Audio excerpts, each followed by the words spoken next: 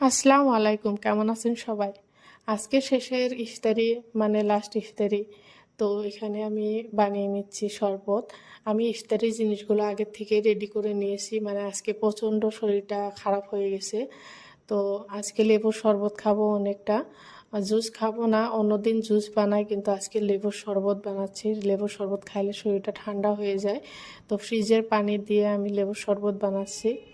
জানি না এই রোজা আগামী বছর কার কপালে আছে কার কপালে নেই। আর এটা ভাগ্যর কথা, আল্লাহ তালার হাতের কথা। আল্লাহ তালা যার ভাগ্যে লিখেছে, যার ভাগ্যে রাখছে তো থাকবে। তো আজকের ইফতারিতে ছিল লাচ্ছি, তারপর এখানে এগ পাস্তা, তারপরে এখানে বুট, ভাজা বুট, তারপর এখানে বড়া, আপেল, চেরি, শসা, তরমুজ, আঙুর, তারপর তো আর খেজুরটা তো মাস্ট থাকবেই। খেজুর না হলে তো ইফতারিটার ইসেই থাকে না, মানে পবিত্র জিনিস খেজুরটা। তো এখানে আমার দাদার ছেলে মেয়ে ওরা সার্ভ করতেছিল। আমার আজকে শরীরটা খারাপ হয়ে গেছিল, ভালো লাগতেছে না।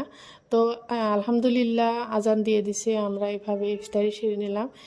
এটা আমার ছোট ভাই, ও ক্যামেরায় আসতে চায় না, তারপরে আমি জোর করে ক্যামেরায় নিয়েছি।